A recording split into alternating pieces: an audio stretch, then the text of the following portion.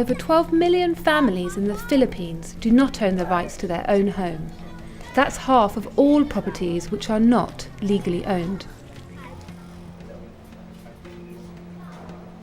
Without legal ownership, homeowners cannot secure a loan or hand down a property to their children.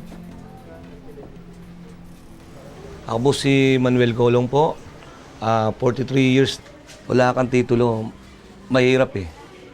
Kasi lalabas nun para kang informal settler na kahit anong oras, pwede kang paalisin sa lugar mo kasi gawa ng hindi pa sa'yo yun.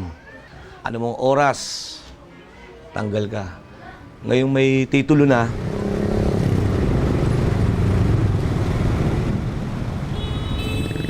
the issue of property rights is central to both economic and political development. When people don't have titles, certainly it creates lack of security. Sometimes people can get kicked off the land. Certainly they can't use it for collateral to make investments. They would have a hard time handing it down to their heirs or subdividing the parcel. So that's why we decided to go after it. It's a big issue, and we decided to try and do something about it.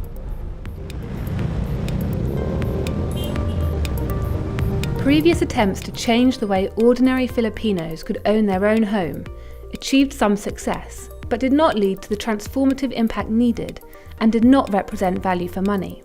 A small team of enterprising individuals, led by Jaime Faustino of the Asia Foundation, decided to tackle the issue of property rights themselves. Erwin is a lawyer by profession. His legal skills were key to the team, and he was able to develop a simple reform that legislators could easily understand. Toti is a political economist, writer, and internet entrepreneur. His public influence resulted in many breakthroughs for the reform team. Jaime Faustino assembled and steered the reform team. Jaime works for the Asia Foundation, an organisation committed to improving lives across Asia. We stayed at the level of a broad objective, which was to improve the security of property rights. We knew it was central to economic development. We didn't know specifically how. And through our partnership with USAID, we were able to test out 4 different strategies, 3 of which turned out to be dead ends. You have to be able to deal with uncertainty. Politics or events are not predictable. So you have to learn to be able to roll with the punches, so to speak, and evolve your strategy along the way. The team began working on property rights in 2006. After several dead ends, and by working adaptively and being entrepreneurial, the team proposed a simple, one-page bill that would be easy to implement but have a large impact. This was very different to previous reforms, which had pushed for a complete rationalisation of the land registration system. Entrepreneurship is considered a risky venture, and I will fundamentally disagree with that. A pre-designed large project that thinks it does all the analysis at the front end, I would argue to you, is the riskier option. Entrepreneurship, in fact, manages risk by saying there's so much uncertainty, there's so much volatility, there's so much ambiguity and complexity, we're going to make many, many small bets. Through that, we hedge our risks and manage our risks. Once we start seeing one of the risks or one of the bets paying off, then we pursue that one. We don't want complicated solutions because we know that we will get tied to a lot of pitch battles there. So we usually concentrate on small battles that has a big effect. I suggest to the team that maybe we just adopt an old law, but it's not really the enactment. We try to explain to legislators that it has to be expanded to include all cities, as I said, all cities and municipalities.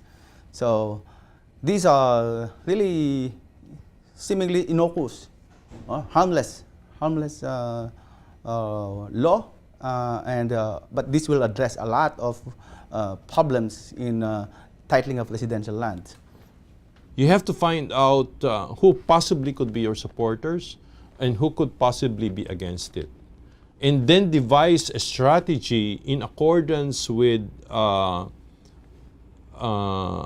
your analysis of, of who are the forces for it and who are the forces against it, and how you may outmaneuver those who are against it. The titling, which means the formula that we have. That is what we did with respect to passing the law that eventually allowed homeowners to be able to title their plots of land.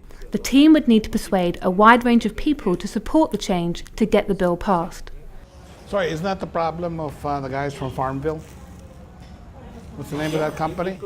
To do this, they drew on their networks, from extended family relations to old classmates and professional networks. The reform team was made up of local problem solvers, under the umbrella of the Asia Foundation. Having local knowledge on the ground, the team were able to navigate the complexities of the reform process and build coalitions to generate wide support for the reform, so it would pass successfully through Congress. It may be hard for an outsider to understand all of these complexities. But of course, if they will devote time and really big effort and big time to this, it can be understood. But then again, outsiders are usually not in the circle. They are not in the inner circle of things. They don't hear the grapevines. The grapevines, they always say something. There are formal rules that are written on paper, and then there are all these informal practices of the way things really work, right? And in many cases, it's the informal that really matters. And for outsiders, it takes them a little while to figure out how those informal rules actually work. The team worked tirelessly on getting the land reform bill through Congress and to support its implementation once passed. In 2010, after 4 years of intensive work by the team, the land titling reform was finally passed. Ordinary Filipinos could now own the rights to the land on which they had been living and for the first time be secure in their own homes.